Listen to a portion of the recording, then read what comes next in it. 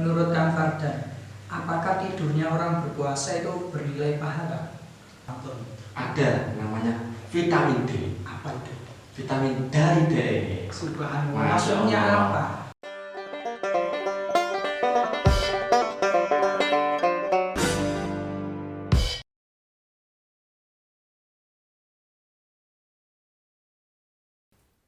Assalamualaikum warahmatullahi wabarakatuh. Halo Sobat Podcaster, kembali lagi di program Rapot Ramadan Podcast. Kali ini kita kedatangan tamu yang sangat-sangat fenomenal, sangat famous di Pondok Pesantren Al-Amin, yaitu Kang Fardan. Oke, Kang Fardan. Gimana kabarnya, Kang? Alhamdulillah saya, Mas. Gimana puasanya, lemes gak?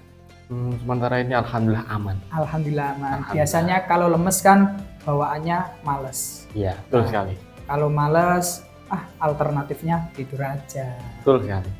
Apakah tidur ini menjadi alternatif solusi ketika badan lemas di bulan Ramadan, Kang Fardan? Sakjanya sih iya. Iya, sajanya. Masuk dalam alternatif, tapi pada akhirnya kembali pada individu masing-masing. Oke. Kan setiap orang kan beda-beda. Ada yang ketika kelelahan akut, lelah sekali, lemah, letih, lesu itu ketika dibuat tidur biasa aja, tapi ketika bangun pegel itu nggak hilang, malah linu-linu ya. Malah badannya itu sakit semua. Nah, ada lagi orang yang ketika lelah itu dibuat tidur dan ketika bangun itu fresh, itu ada. Ya, fresh ya. Nah, kalau boleh tahu, Kang Fardan sendiri kegiatannya apa ketika Ramadan ini? Alhamdulillah nggak banyak-banyak sih, paling 10. Enggak deh. Dari berapa? Dari 1. Oh iya. Tapi itu dimasukkan dalam satu ruang lingkup, bisa istilah itu disebut ibadah. Berarti kegiatan Ramadan itu tidak dijadikan satu menjadi ibadah. Kalau diperinci, kalau dipretel satu-satu itu ada banyak. Mungkin sama kayak teman-teman lain, sama kayak jenengan, ya mulai dari pagi bangun tidur sholat tahajud. Insya Allah sholat tahajud, kadang itu setelah itu jamaah subuh, setelah itu pagi olahraga. Sahur dulu.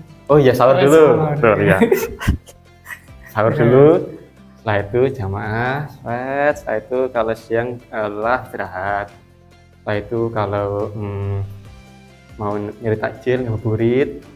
Setelah itu buka, jamaah maghrib, terus lanjut taraweh sampai kembali lagi ke itu, tidur lagi. Jadi banyak tidurnya apa? Berkegiatan yang bermanfaat. Banyak yang berkegiatan bermanfaat. Alhamdulillah. Alhamdulillah. Kalau saya sendiri sih banyak tidurnya. Tapi katanya tidurnya orang berpuasa itu nilainya ibadah. Gimana menurut Kang Fardan?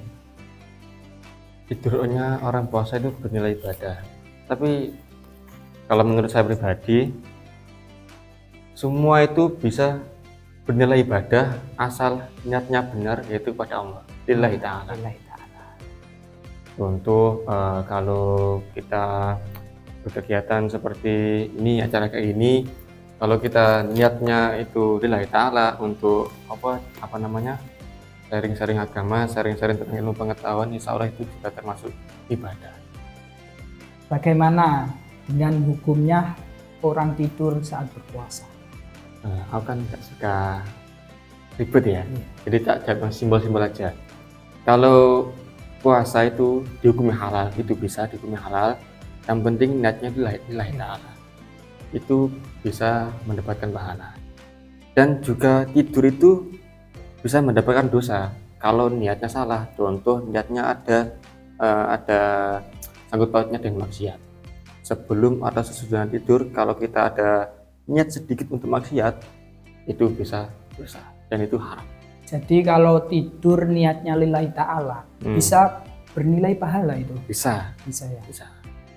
Bagaimana kalau tidurnya diniati tarkul ma'asi, dari kemaksiatan? Nah, itu sangat baik. Karena dengan kita tidur, kita bisa tidak tidak melakukan kegiatan yang berdosa. Alternatif. Agar kita tidak bermaksiat, yaitu tidur ketika waktu puasa. Menurut Kang Fardan, apakah tidurnya orang berpuasa itu bernilai pahala? Jadi semua kegiatan yang dilakukan pada waktu puasa itu adalah pahala.